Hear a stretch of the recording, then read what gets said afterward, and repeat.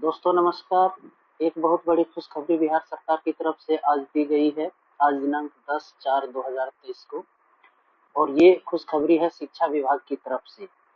शिक्षा विभाग ने आज एक अधिसूचना जारी की है जो कि शिक्षक नियुक्ति, उनकी सेवा शर्त एवं स्थानांतरण, उनके डिसिप्लिनरी एक्शंस इत्यादि के लिए है। तो भारत के संविधान के अनुच्छेद 309 के परंतु के अधीन प्रदत्त शक्तियों का प्रयोग करते हुए बिहार राज्यपाल के द्वारा राज्य के प्राथमिक, मध्य माध्यमिक, उच्च माध्यमिक, उत्क्रमित उच्च माध्यमिक एवं नवस्थापित उच्च माध्यमिक विद्यालयों में विद्यालय अध्यापक के पद पर नियुक्ति एवं उनके सेवा शर्त को विनिश्चित करने हेतु निम्नांकित नियमावली बनाते हैं। पहला है संक्षिप्त नाम, विस्तार एवं प्रारंभ। यह नियमावली बिहार राज्य विद्यालय अध्यापक नियुक्ति, स्थानांतरण, अनुशासनिक कार्रवाई एवं सेवा शर्त नियमावली 2023 कही जाएगी। यानी अब तक की जो नियमावली थी वो सारे सप्रेस हो जाएंगे और जो नियम और जो सेवा शर्तें होंगी वो इस नियमावली के तहत विनियमित होगी। इसका विस्तार संपूर्ण बिहार राज्य में होगा। यह राजपत्र में प्रकाशित होने की तिथि से प्रवृत्त होगी। परिभाषाएं। इस नियमावली में जब तक विषय या संदर्भ के विरुद्ध कोई बात न हो, सरकार से अभिप्रेत है बिहार सरकार, प्रशासनिक विभाग से अभिप्रेत है शिक्षा विभाग, विद्यालय से अभिप्रेत है बिहार सरकार द्वारा संचालित एवं नियंत्रित राजकीयकृत प्रोजेक्ट कन्या एवं राजकीय बुनियादी विद्यालय, जिसमें सभी उत्क्रमित, नवस्थापित उच्च माध्यमिक विद्यालय भी सम्मिलित होंगे। प्राथमिक विद्यालय से अभिप्रेत है वह विद्यालय जहां कक्षा 1 से 5वीं तक की पढ़ाई होती है। मध्य विद्यालय से अभिप्रेत है वह विद्यालय जहां कक्षा 1 से 8 अथवा कक्षा 6 से 8 तक की पढ़ाई होती है। प्रारंभिक विद्यालय से अभिप्रेत है वह विद्यालय जहां कक्षा 1 से 8 अथवा 6 से 8 अथवा 1 से 5 तक की पढ़ाई होती है। माध्यमिक विद्यालय से अभिप्रेत है राजकीयकृत प्रोजेक्ट कन्या उच्च माध्यमिक विद्यालय, नवस्थापित माध्यमिक विद्यालय, उत्क्रमित माध्यमिक विद्यालय जिसमें कक्षा 10 तक की पढ़ाई होती है। उच्च माध्यमिक विद्यालय से अभिप्रेत है राजकीयकृत प्रोजेक्ट कन्या उच्च माध्यमिक विद्यालय, नवस्थापित उच्च माध्यमिक विद्यालय, उत्क्रमित उच्च माध्यमिक विद्यालय जिसमें कक्षा 12 तक की पढ़ाई होती है। जिला परिषद से अभिप्रेत है बिहार पंचायत राज अधिनियम 2006 के अंतर्गत गठित जिला परिषद। पंचायत समिति से अभिप्रेत है बिहार पंचायत राज अधिनियम 2006 के अंतर्गत गठित पंचायत समिति। ग्राम पंचायत से अभिप्रेत है बिहार पंचायत राज अधिनियम 2006 के अंतर्गत गठित ग्राम पंचायत। नगर निकाय से अभिप्रेत है शहरी क्षेत्र के लिए बिहार नगर पालिका अधिनियम 2007 के अधीन गठित स्वशासी संस्था नगर निगम, नगर परिषद एवं नगर पंचायत। संवर्ग या कैडर जिसको इंग्लिश में कहते हैं, इससे अभिप्रेत है इस नियमावली के अधीन जिला स्तर का विद्यालय अध्यापक का संवर्ग या कैडर। नियुक्ति प्राधिकार से अभिप्रेत है संबंधित जिला के जिला शिक्षा पदाधिकारी जिसको डिस्ट्रिक्ट एजुकेशन ऑफिसर कहते हैं, वो नियुक्ति प्राधिकार होंगे। अनुशासनिक प्राधिकार या यूं कह सकते हैं जो डिसिप्लिनरी एक्शन के लिए जो रिस्पॉन्सिबल ऑफिसर होंगे, जिसके अंडर में किसी भी शिक्षक पर अनुशासनिक कार्रवाई की जाएगी, जो प्राधिकार नियुक्ति हेतु सक्षम हो। अपीलीय प्राधिकार से अभिप्रेत है संबंधित प्रमंडल के क्षेत्रीय शिक्षा उप निदेशक यानी जोनल एजुकेशनल डिप्टी डायरेक्टर। विद्यालय अध्यापक से अभिप्रेत है इस नियमावली के अधीन कक्षा 1 से 5 तक के अध्यापन हेतु नियुक्त मूल कोटि के विद्यालय अध्यापक। इस नियमावली के अधीन कक्षा 6 से 8 तक के अध्यापन हेतु नियुक्त स्नातक कोटि के विद्यालय अध्यापक। इस नियमावली के अधीन कक्षा 9 से 10 तक के अध्यापक हेतु नियुक्ति विद्यालय अध्यापक। इस नियमावली के अधीन कक्षा 11 से 12 तक के अध्यापन हेतु नियुक्त विद्यालय अध्यापक। विशेष विद्यालय अध्यापक से अभिप्रेत है माध्यमिक, उच्च माध्यमिक, प्रारंभिक विद्यालयों में विशेष आवश्यकता वाले बच्चों को शैक्षणिक अनुसमर्थन प्रदान करने हेतु इस नियमावली के अधीन नियुक्त विशेष विद्यालय अध्यापक, या जिसे स्पेशल टीचर या स्पेशल एजुकेटर कहते हैं। प्रधानाध्यापक से अभिप्रेत है बिहार राज्य उच्च माध्यमिक विद्यालय प्रधानाध्यापक। नियुक्ति, स्थानांतरण, अनुशासनिक कार्रवाई एवं सेवा शर्त नियमावली 2021, बिहार शिक्षा सेवा नियमावली 2014 यथा संशोधित एवं बिहार राजकीयकृत माध्यमिक विद्यालय सेवा शर्त नियमावली 1983 यथा संशोधित 2006 के अधीन उच्च माध्यमिक विद्यालय में नियुक्त प्रधानाध्यापक या प्राचार्य अथवा बिहार राजकीयकृत प्रारंभिक विद्यालय शिक्षक स्थानांतरण, अनुशासनिक कार्रवाई एवं प्रोन्नति नियमावली 2018 के प्रावधानों के अंतर्गत मध्य विद्यालय में कार्यरत प्रधानाध्यापक अथवा बिहार राज्य उच्च माध्यमिक विद्यालय प्रधानाध्यापक नियुक्ति, स्थानांतरण, अनुशासनिक कार्रवाई एवं सेवा शर्त नियमावली 2021 समय समय पर यथा संशोधित के प्रावधानों के अंतर्गत उत्क्रमित उच्च माध्यमिक या नवस्थापित उच्च माध्यमिक विद्यालय में कार्यरत प्रधानाध्यापक। प्रधान शिक्षक से अभिप्रेत है बिहार राजकीयकृत प्राथमिक विद्यालय प्रधान शिक्षक। नियुक्ति, स्थानांतरण, अनुशासनिक कार्रवाई एवं सेवा शर्त नियमावली 2021 के अंतर्गत नियुक्त होने वाले प्रधान शिक्षक।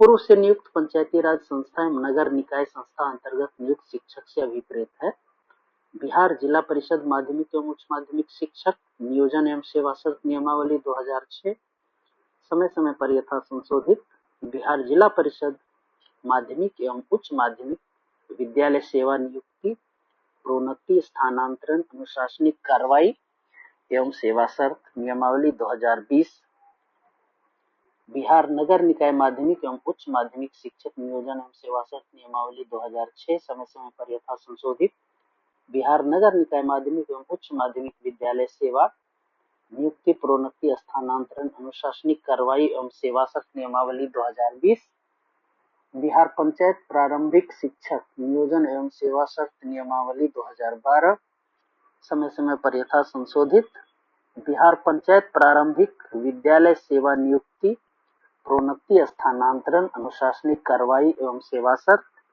नियमावली 2020 बिहार नगर प्रारंभिक शिक्षक नियोजन एवं सेवा शर्त नियमावली 2012 समय समय पर यथा संशोधित एवं बिहार नगर प्रारंभिक विद्यालय सेवा नियुक्ति, प्रोन्नति, स्थानांतरण, प्रशासनिक कार्रवाई एवं सेवा शर्त नियमावली 2020 के प्रावधान के अंतर्गत नियुक्त शिक्षक। शिक्षकेतर कर्मी से अभिप्रेत है राज्य सरकार के विद्यालयों में कार्यरत कर्मी जो शिक्षण कार्य में संलग्न नहीं हो। विश्वविद्यालय से अभिप्रेत है अधिनियम से गठित विश्वविद्यालय या विश्वविद्यालय अनुदान आयोग से मान्यता प्राप्त विश्वविद्यालय। राष्ट्रीय अध्यापक शिक्षा परिषद या एनसीटीई से अभिप्रेत है राष्ट्रीय स्तर पर विनिर्दिष्ट प्रशिक्षण संस्थानों एवं प्रशिक्षण व्यवस्था को विनियमित करने वाली परिषद। पात्रता परीक्षा से अभिप्रेत है बिहार सरकार एवं अथवा केंद्र सरकार के प्राधिकृत एजेंसी द्वारा इस नियमावली के अंतर्गत आच्छादित संवर्गों हेतु आयोजित की जाने वाली पात्रता परीक्षा। शिक्षक प्रशिक्षण से अभिप्रेत है एनसीटीई अधिनियम 1993 के प्रवृत्त होने के पूर्व या केंद्र या किसी राज्य सरकार द्वारा मान्यता प्राप्त संस्थानों से अथवा राष्ट्रीय अध्यापक शिक्षा परिषद अधिनियम के प्रवृत्त होने के उपरांत राष्ट्रीय अध्यापक शिक्षा परिषद से मान्यता प्राप्त संस्थानों से डीएलएड, बीएड, बीएससी एड की उपाधि या 3 वर्षीय एकीकृत बीएड एमएड की उपाधि या बीएड, बीएससी एड की 4 वर्षीय डिग्री या 4 वर्षीय प्रारंभिक शिक्षा शास्त्र में स्नातक जिसे बीएलएड या एनसीटीई द्वारा मान्यता प्राप्त किसी संस्थान से शारीरिक शिक्षा में कम से कम 1 वर्ष की अवधि का स्नातक जिसको बीपीएड कहते हैं अथवा इसके समतुल्य अथवा वैसे राज्य या केंद्र शासित प्रदेश जहां एनसीटीई अधिनियम प्रभावी नहीं है उस राज्य या केंद्र शासित प्रदेश द्वारा मान्यता प्राप्त संस्थान से DElEd, BEd, BPEd, BAEd, BSc Ed की उपाधि, साथ ही समय समय पर राष्ट्रीय अध्यापक शिक्षा परिषद या एनसीटीई द्वारा निर्धारित शिक्षक प्रशिक्षण की अर्हता। इस विषय में स्पष्टीकरण ये दिया गया है कि शिक्षक प्रशिक्षण के किसी भी उपाधि की मान्यता के बिंदु पर अथवा किसी उपाधि विशेष के समतुल्यता के बिंदु पर किसी भी प्रकार के विवाद की स्थिति में एनसीटीई के परामर्श से विभाग का निर्णय अंतिम होगा। कहने का मतलब ये हुआ कि एनसीटीई से पूछा जाएगा किसी भी विवाद की स्थिति में, और जो एनसीटीई का निर्णय होगा वही निर्णय सर्वमान्य होगा और अंतिम होगा। आयोग से अभिप्रेत है इस नियमावली के अधीन संवर्गों में नियुक्ति की अनुशंसा हेतु राज्य सरकार द्वारा प्राधिकृत किया गया कोई आयोग। अब है संवर्ग का गठन, यानी कैडर का गठन कैसे होगा। शिक्षा विभाग के नियंत्रणाधीन राजकीय बुनियादी विद्यालय, राजकीयकृत एवं प्रोजेक्ट कन्या विद्यालय में नियुक्त होने वाले विद्यालय अध्यापक का संवर्ग होगा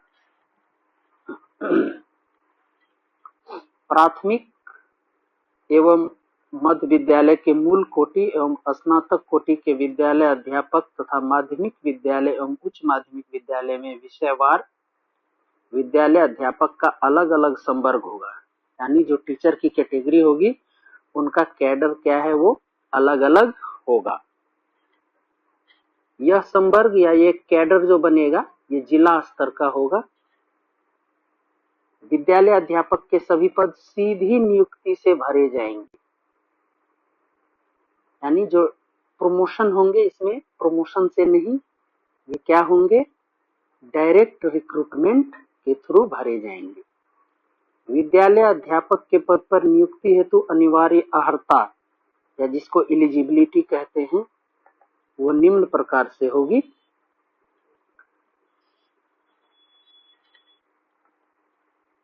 जो अभ्यर्थी होंगे वो भारत का नागरिक हो एवं बिहार राज्य का अस्थायी निवासी हो। देखिए ये बहुत बड़ा एक क्लॉज इस बार दिया गया है कि भारत का नागरिक हो एवं बिहार राज्य का अस्थायी निवासी हो, यानी परमानेंट, यहाँ के जो परमानेंट रेजिडेंट होंगे। ऐसा नहीं कि दूसरे राज्य से आके और यहाँ पे फॉर्म भर पाएंगे, ये परमानेंट होना चाहिए, अस्थायी निवासी हो।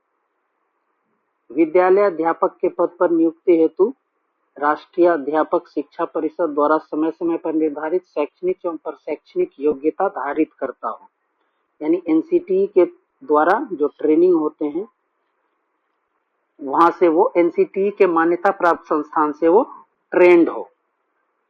विशेष विद्यालय अध्यापक के लिए जिसकी चर्चा मैंने अभी की कि जो स्पेशल एजुकेटर हैं, मान लीजिए कि जैसे मेंटली रिटार्डेड है या डीफ है, डम्ब है, वैसे बच्चों को पढ़ाने के लिए विशेष विद्यालय अध्यापक की आवश्यकता होती है। उनके लिए जो एलिजिबिलिटी होगी वो भारतीय पुनर्वास परिषद या इंडियन रिहैबिलिटेशन काउंसिल के अनुरूप अनुमान्य होगा। यानी जो स्पेशल एजुकेटर्स होते हैं इन लोगों की जो ट्रेनिंग करवाई जाती है या ये लोग जो स्पेशल एजुकेशन में ट्रेनिंग लेते हैं ये इंडियन रिहैबिलिटेशन काउंसिल के थ्रू विनियमित या रेगुलेट होते हैं।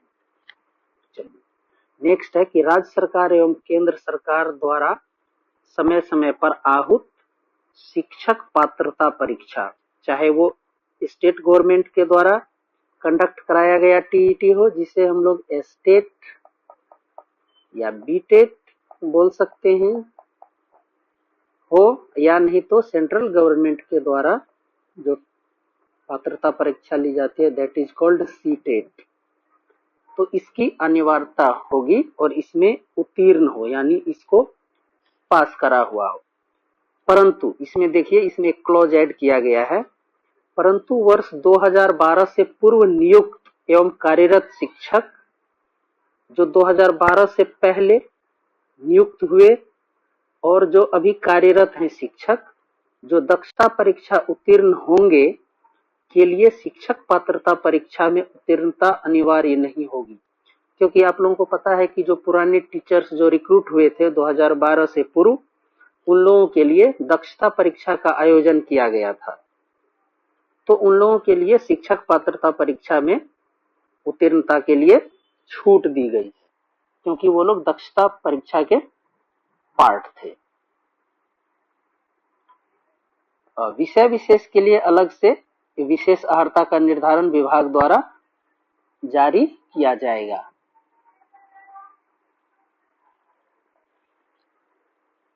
चलिए अब हम लोग बात कर लेते हैं। देखिए इसमें भी एक क्लॉज दिया हुआ है, परंतु पंचायती राज संस्था एवं नगर निकाय संस्था अंतर्गत नियुक्त एवं कार्यरत शिक्षकों के लिए अधिकतम आयु की सीमा शिथिल करने हेतु राज्य सरकार द्वारा अलग से निर्णय लिया जा सकेगा। ठीक है, तो आइए हम लोग आयु की चर्चा कर लेते हैं। इसमें एज लिमिट क्या होगी उसकी चर्चा कर लेते हैं। प्राथमिक एवं मध्य विद्यालय में विद्यापक अध्यापक की नियुक्ति के लिए नियुक्ति वर्ष की 1 अगस्त को, देखिए ये क्रूशियल डेट है, 1 अगस्त को, यानी जिस साल में नियुक्ति होगी उस साल की 1 अगस्त को, यानी 1 अगस्त को ये कट ऑफ डेट है। 1 अगस्त को अभ्यर्थियों की न्यूनतम आयु 18 वर्ष एवं कोटिवार अधिकतम आयु सीमा वही होगी जो राज्य सरकार जनरल एडमिनिस्ट्रेशन डिपार्टमेंट द्वारा समय समय पर विहित की जाए। देखिए इसमें क्या होगा कि कट ऑफ डेट 1 अगस्त रखा गया है, लेकिन जो अधिकतम आयु सीमा होगी वो सामान्य प्रशासन विभाग के द्वारा समय समय पर नोटिफाई की जाएगी, उसी के अकॉर्डिंग वो रेगुलेट होगी। लेकिन न्यूनतम आयु कितनी होनी चाहिए? 18 वर्ष। मैक्सिमम की चर्चा यहाँ पे नहीं है। मैक्सिमम के लिए जो भी सामान्य प्रशासन विभाग के आदेश समय समय पर जारी किए जाएंगे उसी को माना जाएगा और उसी के अंतर्गत नियुक्ति की जाएगी। इसी प्रकार माध्यमिक एवं उच्च माध्यमिक विद्यालयों में नियुक्ति हेतु नियुक्ति वर्ष की 1 अगस्त को अभ्यर्थियों की न्यूनतम आयु 21 वर्ष। देखिए माध्यमिक एवं उच्च माध्यमिक के लिए न्यूनतम आयु 21 वर्ष। यहाँ हमने अभी चर्चा किया था प्राथमिक एवं मध्य विद्यालय में, उसके लिए जो आयु की न्यूनतम आयु सीमा है वो 18 वर्ष है, लेकिन माध्यमिक एवं उच्च माध्यमिक विद्यालयों में नियुक्ति हेतु नियुक्ति के वर्ष की 1 अगस्त को अभ्यर्थियों की न्यूनतम आयु 21 वर्ष होनी चाहिए। यानी अगर आपकी उम्र 18 वर्ष ही है तो आप माध्यमिक एवं उच्च माध्यमिक विद्यालयों में नियुक्ति हेतु पात्र नहीं होंगे। आपकी न्यूनतम आयु कम से कम 21 वर्ष होनी चाहिए एवं कोटिवार अधिकतम आयु सीमा वही होगी जो राज्य सरकार सामान्य प्रशासन विभाग द्वारा समय समय पर विहित की जाए। इस नियमावली के प्रवृत्त होने के पूर्व पात्रता परीक्षा में उत्तीर्ण होने वाले शिक्षित अभ्यर्थियों को इस नियमावली के प्रवृत्त होने के पश्चात नियुक्ति के प्रथम समव्यवहार में अधिकतम आयु सीमा में 10 वर्ष की छूट देनी होगी। देखिए मान लीजिए कि कोई शिक्षक 2012 या उससे पूर्व नियोजित है, ठीक, तो उसकी नियुक्ति हेतु यानी माध्यमिक एवं उच्च माध्यमिक विद्यालयों में उनकी आयु सीमा में 10 वर्ष की छूट देनी होगी अधिकतम उम्र सीमा में। न्यूनतम की तो कोई बात ही नहीं है, वो तो 21 वर्ष ही रहेगी। जिस विनिर्दिष्ट विषय या विषय समूह में पात्रता परीक्षा नहीं ली गई है उस विनिर्दिष्ट विषय या विषय समूह के पात्रता परीक्षा उत्तीर्ण प्रशिक्षित अभ्यर्थियों को नियुक्ति के प्रथम सदव्यवहार में अधिकतम आयु सीमा में 10 वर्षों की छूट देनी होगी। देखिए एसटीईटी की बात की जा रही है कि जो राज्य सरकार जो टीचर्स एलिजिबिलिटी टेस्ट या टीईटी एग्जाम कंडक्ट करवाएगी, तो जिस विषय की परीक्षा नहीं ली गई है बहुत दिनों से, उस विषय के जो कैंडिडेट होंगे उसको अधिकतम उम्र सीमा में 10 वर्षों की छूट दी जाएगी। परंतु पंचायती राज संस्था एवं नगर निकाय संस्था अंतर्गत नियुक्त एवं कार्यरत शिक्षकों के लिए अधिकतम आयु की सीमा शिथिल करने हेतु राज्य सरकार के द्वारा अलग से निर्णय लिया जा सकेगा। देखिए लेकिन जो पंचायती राज संस्था और नगर निकाय संस्था के अंतर्गत जो नियुक्त एवं कार्यरत शिक्षक है उसके लिए अधिकतम आयु सीमा शिथिल करने हेतु राज्य सरकार द्वारा अलग से निर्णय लिया जाएगा। अब हम लोग आरक्षण की बात कर लेते हैं। तो राज्य सरकार के अधीन सीधी नियुक्ति में सामान्य प्रशासन विभाग के द्वारा लागू आरक्षण का प्रावधान प्रभावी होगा। जो जनरल एडमिनिस्ट्रेशन डिपार्टमेंट जो आरक्षण से संबंधित नियम बनाएंगे उसी के अनुसार और वही आरक्षण प्रणाली यहाँ भी प्रभावी होगी। परंतु प्राथमिक एवं मध्य विद्यालय के मूल कोटि एवं स्नातक कोटि के विद्यालय अध्यापक के पद पर प्रत्येक विषय में न्यूनतम 50% महिला अभ्यर्थियों की नियुक्ति की जाएगी। देखिए प्राथमिक और मध्य विद्यालय में, ठीक है, यानी 1 to 5 और वी कैन से कि 6 to 8 के मूल कोटि एवं स्नातक कोटि के विद्यालय अध्यापक के पद पर प्रत्येक विषय में न्यूनतम 50% महिला अभ्यर्थी। देखिए यहाँ पे महिलाओं के लिए 50% जो सीट है वो आरक्षित रहेगी। विषम संख्या रहने पर अंतिम पद महिला अभ्यर्थियों के लिए चिन्हित किया जाएगा। अगर बराबर की स्थिति नहीं होती है, जैसे 4 सीट है तब तो 2-2 50-50 हो गया। मान लीजिए कि अगर 5 सीट है तो 2-2 करके दोनों को पहले दिया जाएगा, जो एक सीट बच जाएगा वो महिला अभ्यर्थी के खाते में चला जाएगा। तो ये विषम संख्या रहने पर अंतिम पद महिला अभ्यर्थी के लिए चिन्हित किया जाएगा। चलिए, प्राथमिक एवं मध्य विद्यालय के मूल कोटि एवं स्नातक कोटि के विद्यालय अध्यापक के लिए विषयवार आरक्षण रोस्टर का संधारण समेकित रूप से जिला स्तर पर किया जाएगा। ये जो रोस्टर बनेगा वो जिला स्तर पर बनेगा। इसी प्रकार माध्यमिक एवं उच्च माध्यमिक विद्यालय के विद्यालय अध्यापक के लिए विषयवार आरक्षण रोस्टर का अलग अलग संधारण जिला स्तर पर किया जा सकेगा। यानी दोनों के लिए प्राथमिक एवं मध्य विद्यालय एवं माध्यमिक एवं उच्च माध्यमिक विद्यालय के लिए जो आरक्षण रोस्टर होगा वो जिला स्तर पर बनाया जाएगा। विद्यालय अध्यापक का आरक्षण समाशोधन से संबंधित कार्य जिला पदाधिकारी द्वारा किया जाएगा। ठीक है। नेक्स्ट है कि इस नियमावली के प्रवृत्त होने के बाद प्रथम समव्यवहार में विद्यालय अध्यापक के पद पर नियुक्ति हेतु आरक्षण बिंदु 1 से रोस्टर प्रारंभ होगा। देखिए ये ध्यान देने वाली बात है, जो रोस्टर पॉइंट होगा वो 1 से स्टार्ट होगा इस नियमावली के प्रवृत्त होने के बाद। पहले का जो रहा हो उससे कोई फर्क नहीं पड़ेगा। अब जो आरक्षण ये जो रोस्टर होगा वो पॉइंट 1 से स्टार्ट होगा। अब नियुक्ति की प्रक्रिया देख लेते हैं कि इसमें नियुक्ति किस तरीके से की जाएगी। ये मोस्ट इंपोर्टेंट पार्ट है। शिक्षा विभाग द्वारा विद्यालय अध्यापक के पद पर सीधी नियुक्ति हेतु जिला स्तर पर रिक्त पदों की गणना कर रोस्टर क्लियरेंस के साथ आरक्षण कोटिवार अधियाचना आवश्यकता अनुसार आयोग को भेजी जाएगी। सीधी भर्ती हेतु अधियाचना के आलोक में आयोग रिक्तियों की संख्या विज्ञापित करेगा। आयोग की बात हो रही है यहाँ पे। आयोग द्वारा विज्ञापित आवेदन पत्र में विद्यालय अध्यापक अभ्यर्थी द्वारा योग्यता से संबंधित स्वघोषणा के आधार पर उनकी उम्मीदवारी का मूल्यांकन किया जाएगा। आप जो डिक्लेरेशन देंगे उसी के अकॉर्डिंग आपकी उम्मीदवारी का मूल्यांकन किया जाएगा। परीक्षा हेतु पाठ्यक्रम का निर्धारण, सिलेबस क्या होगा, पाठ्यक्रम का निर्धारण आयोग द्वारा प्रशासकीय विभाग के परामर्श से किया जाएगा। निर्धारित पाठ्यक्रम के आलोक में परीक्षा का आयोजन, प्रश्न पत्रों का निर्धारण, उत्तर पुस्तिकाओं का मूल्यांकन तथा परीक्षा फल का प्रकाशन आयोग के द्वारा किया जाएगा। यानी अब आयोग का काम बढ़ गया। चलिए नेक्स्ट है, परीक्षा के पैटर्न का निर्धारण आयोग द्वारा किया जाएगा, जिसमें आवश्यकता अनुसार विभाग से परामर्श लिया जा सकेगा। उक्त परीक्षा के लिए अर्हतांक नियत करने का विवेकाधिकार आयोग को प्राप्त होगा कि कितने % हम कट ऑफ मार्क्स रखेंगे क्वालिफाई करने के लिए। देखिए ये मोस्ट इम्पोर्टेंट है। ऐसा नहीं कि जो भी एग्जाम में बैठा सभी पास हो जाएंगे, नो, वो एक कट ऑफ फिक्स करेंगे और इसका विवेकाधिकार आयोग के पास सुरक्षित होगा। कोई अभ्यर्थी इस नियमावली के अंतर्गत अधिकतम 3 बार परीक्षा में भाग ले सकेगा। इस नियमावली के अंतर्गत 3 बार परीक्षा में कोई भी अभ्यर्थी भाग ले सकेगा। आयोग द्वारा संचालित उक्त परीक्षा के आधार पर की गई अनुशंसा के आलोक में नियुक्ति की जाएगी।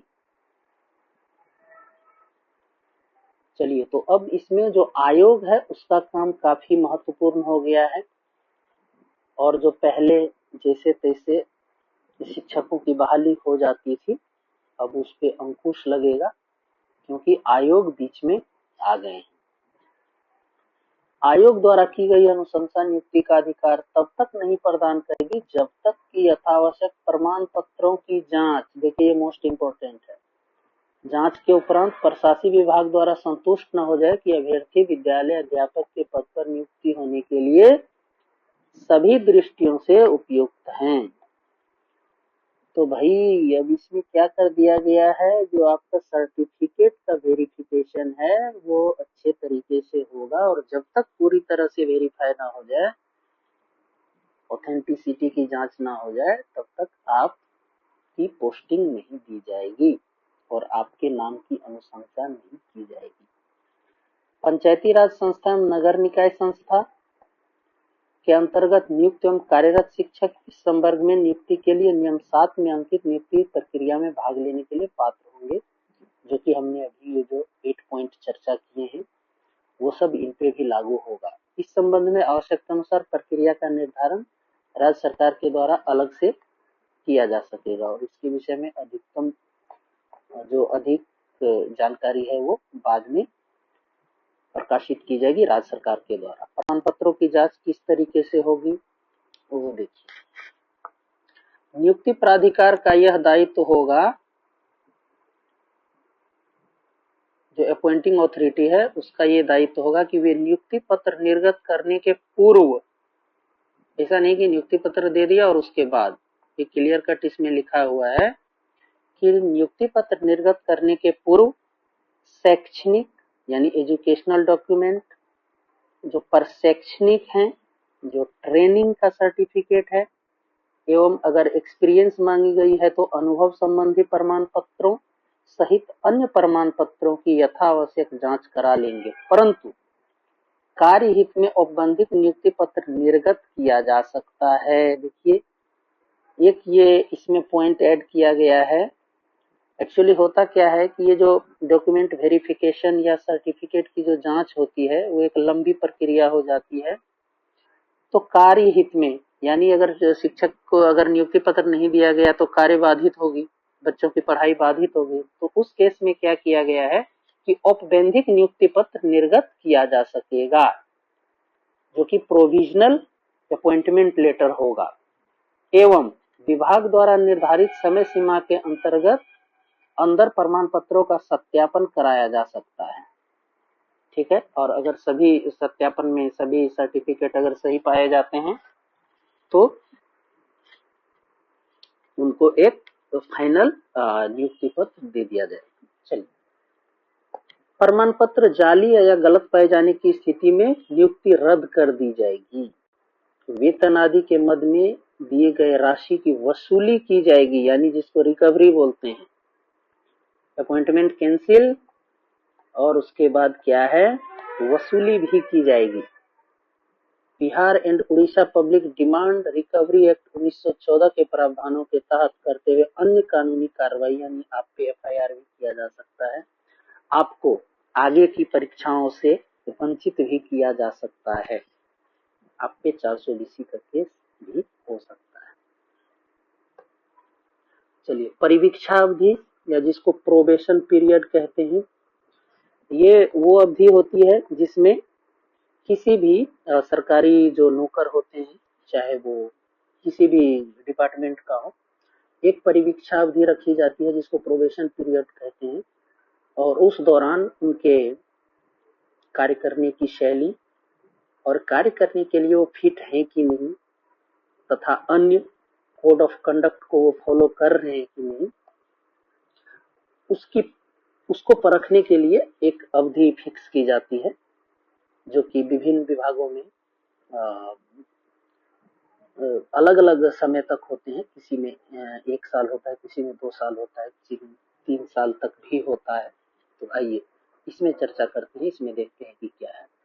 सीधी भर्ती से नियुक्त किए जाने वाले विद्यालय अध्यापकों के लिए परिवीक्षा अवधि योगदान की तिथि के प्रभाव से 2 वर्ष, यानी यहाँ पे 2 इयर्स का आपका प्रोबेशन का पीरियड होगा। परिवीक्षा अवधि संतोषजनक नहीं पाए जाने की दशा में परिवीक्षा अवधि का विस्तार यानी ये एक्सटेंड हो सकता है, यानी 2 साल में अगर संतोषजनक आपके कार्य नहीं पाए जाते हैं तो उस स्थिति में इसको 1 वर्ष के लिए बढ़ाया जा सकता है, यानी 3 साल के बाद आप कंफर्म होंगे या रेगुलराइज होंगे। यदि विस्तारित अवधि में भी सेवा संतोषजनक नहीं पाई जाएगी तो नियुक्ति प्राधिकार ऐसे विद्यालय अध्यापक को सुनवाई का एक अवसर देते हुए, अगर आप 3 साल में भी नहीं सुधरे तो आपको एक और चांस दिया जाएगा कि भाई आप समय से स्कूल आइए, अपना काम अच्छे से कीजिए, कोई ऐसा कार्य न कीजिए जो कि टीचर्स का जो कोड ऑफ कंडक्ट है उसका वायलेशन करता हो। तो आपको एक चांस दिया जाएगा, अगर फिर भी आप नहीं सुधरे तो आपको सेवा मुक्त कर दिया जाएगा, यानी डिस्चार्ज, खत्म, डिसमिस हो जाएंगे, नौकरी गई आपकी। तो इस बात का ध्यान रखना है। परिवीक्षा अवधि में विद्यालय अध्यापक को विभाग द्वारा विहित सांस्कृतिक या अन्य प्रशिक्षण सफलतापूर्वक पूरा करना होगा। आपका जो प्रोबेशन पीरियड है उसमें आपको इंडक्शन ट्रेनिंग या जो भी ट्रेनिंग विभाग के द्वारा दी जाती है उसको पूरा करना होगा। प्रशिक्षण का कैलेंडर एवं पाठ्यक्रम विभाग द्वारा अलग से निर्धारित किया जाएगा और इसमें टाइम टू टाइम क्या होता है, विभाग के द्वारा ट्रेनिंग के कैलेंडर जारी किए जाते हैं। और जैसा कि आपने देखा होगा कि अभी जो नवनियुक्त शिक्षक शिक्षिकाएं हैं उनकी इंडक्शन ट्रेनिंग 10 डेज की हुई थी, जो कि टीचर्स ट्रेनिंग कॉलेज के द्वारा या डाइट के द्वारा करवाया जाता है। तो ये चीजें हैं इसके बारे में।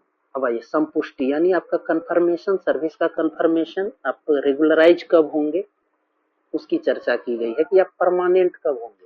इसको संपुष्टि को परमानेंट आप बोल सकते हैं कि आपकी सर्विस परमानेंट कब होगी। तो परिवीक्षा अवधि संतोषजनक रूप से पूरा करने, प्रशिक्षण सफलतापूर्वक पूरा करने और शैक्षणिक प्रशैक्षणिक प्रमाण पत्र आदि की जांच होने पर सेवा में संपुष्टि की जा सकेगी।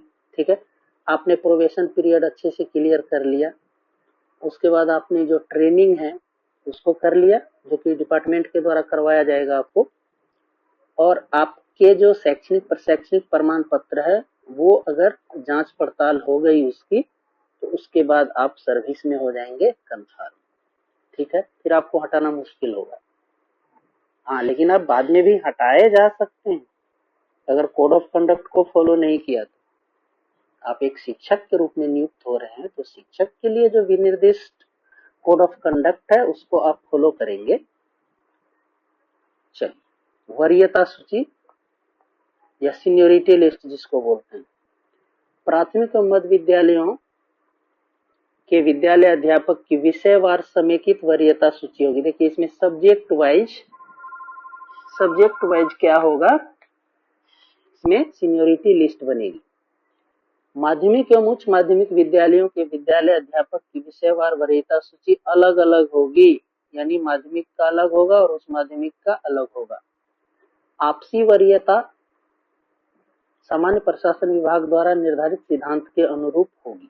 ठीक है, जो जनरल एडमिनिस्ट्रेशन डिपार्टमेंट के रूल्स हैं उसी के अकॉर्डिंग सीनियोरिटी लिस्ट होगी। विद्यालय अध्यापक की वरीयता सूची जिला स्तर पर संधारित की जाएगी और ये जो सीनियोरिटी लिस्ट बनेगी जैसा कि मैंने आपको पहले भी बताया ये डिस्ट्रिक्ट लेवल पर होगा। अब देखिए मोस्ट इंपोर्टेंट, ट्रांसफर या स्थानांतरण। जैसे पूर्व में भी जितने भी हमारे शिक्षक साथी नियोजित हुए हैं उनको भी इसका बहुत बेसब्री से इंतजार था कि स्थानांतरण से संबंधित क्या नियम आने वाले हैं या हम लोगों का स्थानांतरण कब हो सकेगा, क्योंकि कई शिक्षक शिक्षिकाएं मतलब एक ही स्थान पे बहुत सालों से हैं। मान लीजिए कि शादी से पहले नौकरी हुई तो उसी स्कूल में अब तक हैं, और फिर शादी दूर में हो गई तो बड़ा मुश्किल हो जा रहा है आजकल उन लोगों के लिए काम करना। तो ये उन लोगों के लिए एक बहुत बड़ी खुशखबरी है। स्थानांतरण, विद्यालय अध्यापक का पद स्थानांतरणीय होगा यानी ट्रांसफरेबल होगा। मंत्रिमंडल सचिवालय विभाग यानी कैबिनेट, जो सीएम सेक्रेटेरिएट डिपार्टमेंट एवं प्रशासनिक विभाग द्वारा स्थानांतरण के निमित्त समय समय पर निर्गत दिशा निर्देश के आलोक में स्थानांतरण की कार्रवाई संबंधित संवर्गीय पद पर संबंधित नियुक्ति प्राधिकार के द्वारा किया जा सकेगा। तो ये ट्रांसफरेबल जॉब होगा। जो विद्यालय अध्यापक का पद है वो ट्रांसफरेबल है। ऐसा नहीं कि आप एक ही स्थान पे जिंदगी भर पड़े रहेंगे, ऐसा कुछ नहीं है। आपका ट्रांसफर भी होगा और हो सकता है। नेक्स्ट है कि विद्यालय अध्यापक का अंतर जिला स्थानांतरण। ठीक है, अंतर जिला का मतलब हुआ एक जिले से दूसरे जिले में। मान लीजिए कि आप सुपौल जिला में अभी शिक्षक के रूप में कार्य कर रहे हैं, तो आप मधेपुरा जिला में ट्रांसफर ले सकते हैं, पटना जिला में ट्रांसफर ले सकते हैं, बिहार के किसी भी अन्य जिले में आपका ट्रांसफर हो सकता है। ये ऐच्छिक हो सकता है। ऐच्छिक का मतलब हुआ कि आप लेंगे ट्रांसफर रिक्वेस्ट करके, प्रशासनिक में आपको विभाग के द्वारा ट्रांसफर कर दिया जाएगा, या शैक्षिक दृष्टिकोण से यानी जो बच्चों के फेवर में होगा। मान लीजिए कि एक स्कूल में बहुत सारे शिक्षक हैं और दूसरे स्कूल में शिक्षक हैं ही नहीं, तो वो शैक्षणिक दृष्टिकोण से आपका वहां पे स्थानांतरण किया जा सकेगा। इसके लिए प्राथमिक एवं मध्य विद्यालय के संदर्भ में सक्षम प्राधिकार निदेशक प्राथमिक शिक्षा होंगे, यानी जो प्राइमरी और जो मिडिल स्कूल के टीचर का जो ट्रांसफर होगा उसके लिए जो कॉम्पिटेंट अथॉरिटी होंगे वो जो डायरेक्टर होंगे प्राइमरी एजुकेशन के वो होंगे, एवं माध्यमिक एवं उच्च माध्यमिक विद्यालय के संदर्भ में सक्षम प्राधिकार निदेशक माध्यमिक शिक्षा होंगे। ठीक है। अंतर जिला स्थानांतरण के फलस्वरूप संबंधित स्थानांतरित विद्यालय अध्यापक की वरीयता स्थानांतरित जिला में उनके नियुक्ति वर्ष से संबंधित विद्यालय अध्यापक की विषयवार वरीयता से निम्न वरीयता के रूप में निर्धारित की जाएगी। मान लीजिए कि आप सुपौल जिला में हैं और आप ट्रांसफर होके चले गए समस्तीपुर जिला, तो जिस साल आप नियुक्त हुए उस साल जो वहां पे उस जिले में, समस्तीपुर जिले में उदाहरण के तौर पे बता रहा हूं, आप सुपौल जिला से स्थानांतरित होके समस्तीपुर गए और आपकी जो नियुक्ति हुई है मान लीजिए 2015 में हुई है, तो 2015 में जो समस्तीपुर जिले में शिक्षक नियुक्त हुए होंगे उसमें आप सबसे नीचे हो जाएंगे, यानी इसका एक यहाँ पे घाटा है ट्रांसफर होने का। आप जिस जिला में जाएंगे वहां पे आप सबसे नीचे रहेंगे, वहां पे क्या होगा, आप सबसे नीचे आ जाएंगे, आपकी सीनियोरिटी वहां पे लोवेस्ट हो जाएगी। तो ये ध्यान देने वाली बात है। तो अगर आपको ट्रांसफर लेना होगा तो आप सोच समझ कर ही लें। अब अनुशासनिक कार्रवाई की बात है इसमें कि क्या क्या डिसिप्लिनरी एक्शन आपके ऊपर हो सकता है। तो बिहार सरकारी सेवक वर्गीकरण नियंत्रण एवं अपील नियमावली 2005 समय समय पर यथा संशोधित में निहित प्रावधान इस नियमावली के अधीन नियुक्त होने वाले विद्यालय अध्यापक पर प्रभावी होगा। 2005 की जो नियमावली है बिहार सरकारी सेवक का, वही भी आपके ऊपर भी लागू हो जाएगा। सेवा संबंधी शर्तें, विद्यालय अध्यापक के पद का वेतनादि राज्य सरकार द्वारा निर्धारित किए जाएंगे। सर्विस रिलेटेड रूल्स हैं, ये कंडीशंस हैं। विद्यालय अध्यापक के विभिन्न संवर्गों का पद बल वही होगा जो सरकार द्वारा समय समय पर निर्धारित किया जा सकेगा। अन्य सेवा शर्तें राज्य सरकार द्वारा निर्धारित की जाएंगी। इस संबंध में सूचनाएं बाद में आती रहेंगी। अनुकंपा के आधार पर नियुक्ति, जिसको कंपेंसेशन ग्राउंड बोलते हैं, इस नियमावली के अधीन नियुक्त विद्यालय अध्यापकों के सेवा काल में मृत्यु होने पर उनके आश्रित की अनुकंपा पर नियुक्ति के संबंध में अलग से प्रावधान अधिसूचित किया जा सकेगा। कि अनुकंपा में क्या क्या रूल होगा वो बाद में सरकार द्वारा तय किया जाएगा और समय समय पर उसको अधिसूचित भी किया जाएगा। अब देखिए कोड ऑफ कंडक्ट, ये सबसे इम्पोर्टेंट है और इस पॉइंट को आपको जानना चाहिए, क्योंकि अगर इसको फॉलो नहीं करेंगे तो आप प्रॉब्लम में आ सकते हैं। इसे कहते हैं कोड ऑफ कंडक्ट, आचरण संहिता। निर्धारित पाठ्यक्रम को सुगम सुलभ ढंग से पूर्ण करना या कराना, यानी सिलेबस आपको टाइमली कंप्लीट करवाना है। ऐसा नहीं कि साल भर में एक चैप्टर पढ़ाए या 2 चैप्टर पढ़ाए हो गया, वो सब नहीं चलने वाला है। देखिए क्लियरली इसमें लिखा हुआ है कि जो पाठ्यक्रम है बच्चे का, जो विद्यालय के जो विनिर्दिष्ट पाठ्यक्रम है, उसको सुलभ एवं सुगम ढंग से पूर्ण करना है आपको और करवाना भी है। समय पर विद्यालय आना, देखिए अब ये नेतागिरी नहीं चलेगी कि नेतागिरी भी कर लिया और इसको ला गए थोड़ा आधे घंटे के लिए और चले गए, तो वो सब नहीं। समय पर विद्यालय आना होगा आपको, निर्धारित रूटीन के अनुसार कक्षा का संचालन करना होगा या कराना होगा। यानी ये कराने का मतलब है कि जो एचएम होते हैं या प्राचार्य होंगे वो तो करवाएंगे, उनके लिए ये यहाँ पे लिखा गया है कि उनको करवाना है, और जो शिक्षक है उनका क्या है कि करना है। ठीक है। बाल अधिकारों का संरक्षण सुनिश्चित करते हुए बच्चों को मानसिक एवं शारीरिक रूप से प्रताड़ित नहीं होने देना। देखिए पहले जो आप लोग बच्चों के कान पकड़ के उठक बैठक करवाते थे या मुर्गा बना देते थे या अन्य तरह की से दंडित करते थे, वो अब यहाँ पे नहीं कर सकते हैं। ये बाल अधिकार का संरक्षण सुनिश्चित आपको करना होगा। ऐसी घटनाएं मिलती है कि जो है टीचर बच्चों जो बच्चे होते हैं, जो स्टूडेंट होते हैं, उनके साथ बहुत गंदे तरीके से पेश आते हैं, बदतमीजी करते हैं, तो आपको वो सब कुछ नहीं करना है, मार पिटाई कुछ नहीं करनी है। किसी भी प्रकार के नशा का सेवन नहीं करना, देखिए मोस्ट इम्पोर्टेंट है। ऐसा देखा जाता है कि जो कई शिक्षक बंधु हैं वो एकदम तंबाकू का सेवन कर रहे हैं, पान चबा रहे हैं, जर्दा खा रहे हैं। बाहर तो छोड़ दीजिए, विद्यालय के अंदर भी ये परिपाटी चल रही होती है और चल भी रही है, सॉरी टू से। तो नशा का सेवन नहीं करना है। सामाजिक कुरीतियां विशेषकर बाल विवाह एवं दहेज प्रथा को दूर करने में सक्रिय भूमिका निभाना। ठीक है ना। आपका रोल ये भी है कि बाल विवाह अगर कहीं पे हो रहा है तो वहां पे समझाना है उसको कि भैया ये सब सही नहीं है, अब बाल विवाह मत करवाइए। उनके पेरेंट्स से बात आपको करना होगा। और दहेज प्रथा को दूर करने के लिए भी आपको सक्रिय भूमिका निभाना होगा। कहीं पे अगर कोई शादी वादी की बात हो रही है और दहेज वगैरह लेने की बात चल रही है तो आप उसमें इंटरफेयर कर सकते हैं कि भाई ऐसा काम नहीं करना चाहिए आपको। वार्षिक माध्यमिक परीक्षा एवं उच्च माध्यमिक परीक्षा के सफल संचालन हेतु बिहार विद्यालय परीक्षा समिति द्वारा समय समय पर दिए जाने वाले निर्देशों का अनुपालन करना। जो वार्षिक परीक्षा होती है जिसे बोर्ड एग्जाम कहते हैं, तो उसके सफल संचालन के लिए जैसे आपकी एग्जाम की ड्यूटी भी लगाई जा सकती है, आपको इवेल्युएशन में भी भेजा जा सकता है, आपको अन्य कार्यों में भी लगाए जा सकते हैं, तो वो काम आपको अच्छे तरीके से सुचारू रूप से करना है।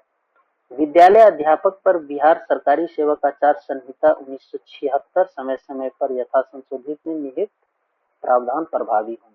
अगर आप फॉलो नहीं करते हैं तो आपको इस रूल के तहत दंडित भी किया जा सकता है।